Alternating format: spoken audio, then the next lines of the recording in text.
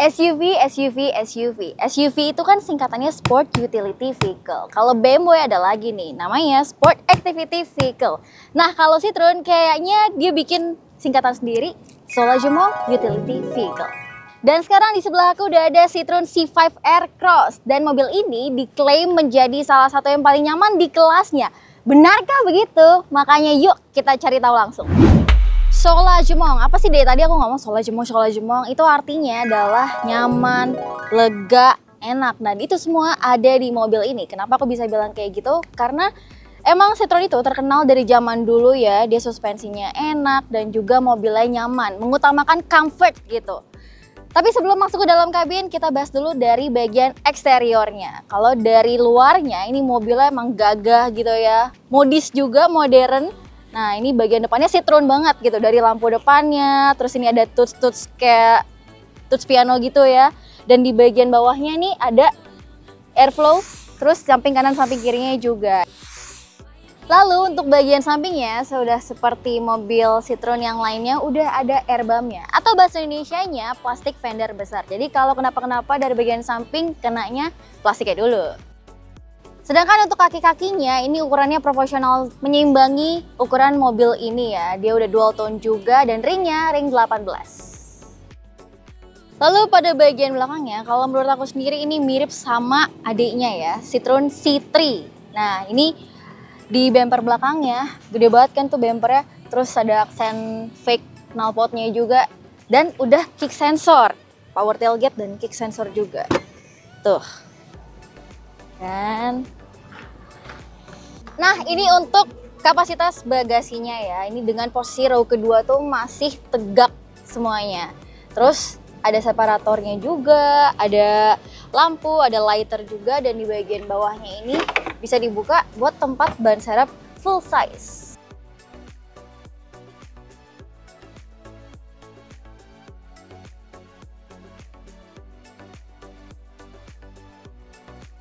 Nah, untuk interiornya nih, jadi kalau kalian buka websitenya atau brosurnya dari Citroen, itu bakal nemuin kalau mereka tuh benar-benar membanggakan advance comfortnya, jadi kenyamanan di mobil ini ya. Nah, salah satunya adalah cocoon effect, jadi efek kepompong. Kenapa mereka bisa bilang kayak gitu? Karena di dalam kabinnya ini dibikin nyaman banget, terutama dari joknya ya kan, dibikin empuk, busanya tebel gitu. Benar-benar kayak meluk, dan bahannya juga campurannya, ada suede-nya di tengah, di sekelilingnya ini kulit, baru ada kayak aksen-aksen yang buat dia jadi lebih berdinamika aja gitu joknya.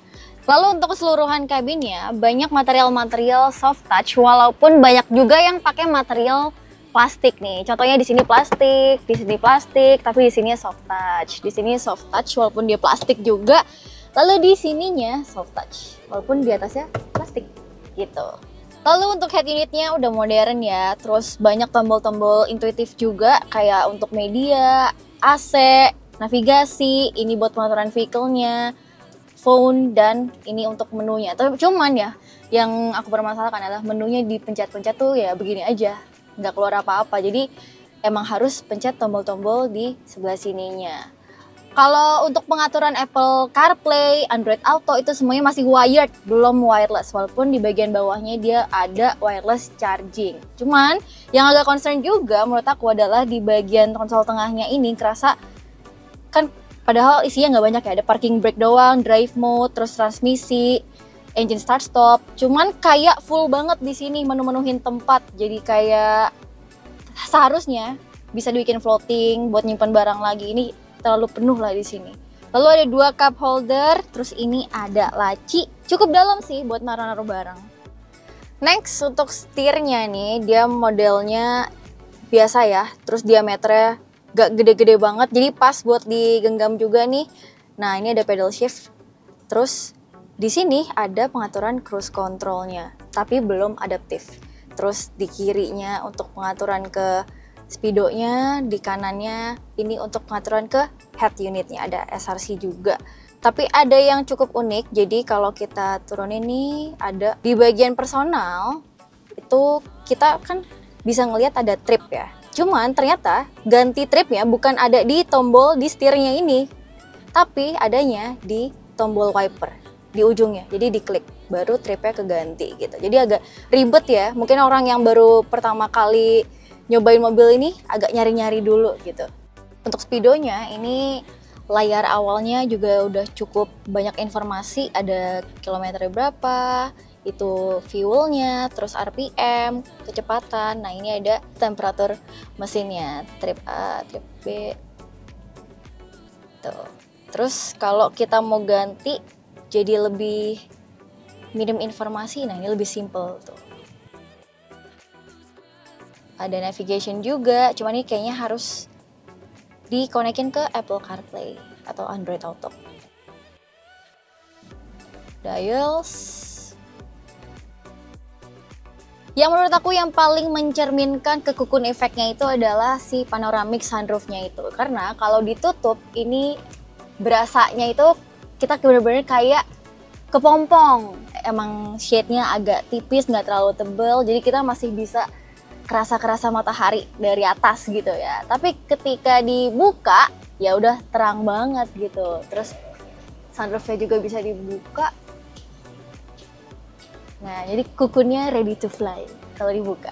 Jadi overall untuk bagian depan ini Citroen cuman ngasih yang esensial aja gitu, tapi keseluruhannya udah lengkap. Cuman kalau kita bandingin dengan mobil-mobil terbaru keluaran tahun 2024, 2025 banyak yang lebih modern dibandingkan dia. Ya berhubung dia keluaran tahun 2022 juga. Tapi ya kalau kita pakai harian udah cukup. Cuman ada satu note saja dari aku di bagian pengaturan joknya untuk front passengernya. Ini agak susah aja sih karena masih manual, terus yang masih diputar-putar gitu untuk recline-nya. Jadi males kita untuk merubah pengaturan kursinya.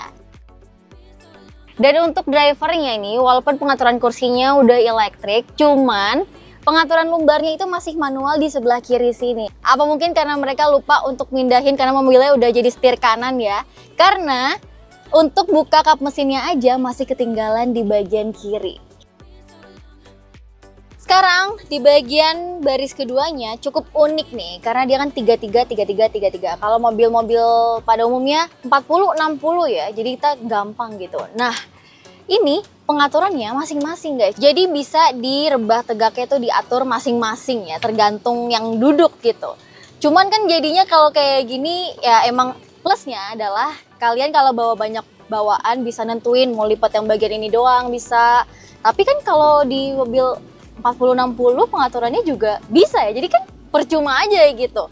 Dan kalau dibikin kayak gini malah kita ya jadi berasa sempit sih karena ini ada gundukan-gundukannya gitu buat paha kita jadi makin kerasa sempit lah dibandingkan pengaturan biasa. Dan siapa juga yang mau majuin jok bagian tengahnya kan jadi makin sempit gitu ya, ini aneh aja sih.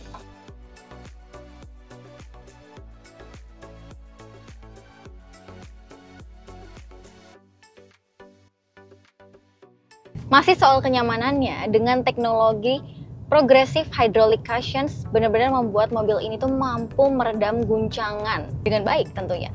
Jadi ketika lewatin guncangan kayak tadi, jalan rusak, jalan yang ada kerikil-kerikilnya, ataupun speed trap, polisi tidur yang lumayan tajam, dia mampu meredam suspensinya dengan baik. Tapi suspensi yang empuk tersebut jika diajak manuver atau nikung yang terlalu kenceng atau gimana gitu guys, buat mobilnya jadi agak limbung. Sebenarnya bukan agak sih, lumayan limbungnya. Body rollnya itu agak ngebuang.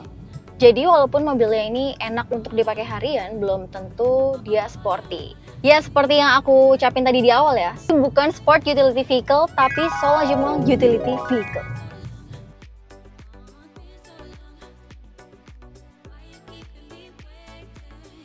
Dan juga urusan performanya, mobil ini tuh udah cukup banget. Jadi tenaganya 165 horsepower dan torsinya 230 Nm dengan mesin 1600 cc turbo.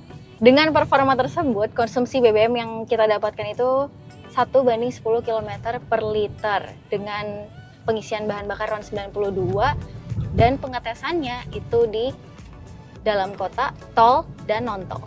Nah kalau ditanya irit atau enggak, sebenarnya oke-oke aja sih. Soalnya kita udah nyobain beberapa mobil dengan mesin 1500 sampai 1600 turbo, rata-rata konsumsi BBM-nya memang segitu. Jadi wajar aja. Jadi klaimnya Citroen, mobil ini udah dilengkapi dengan ADAS. Ada blind spot monitoring system, grip control with descent assist, dan juga rear top camera vision. Jadi itu kamera belakang cuman mirip kamera 360, tapi bukan kamera 360.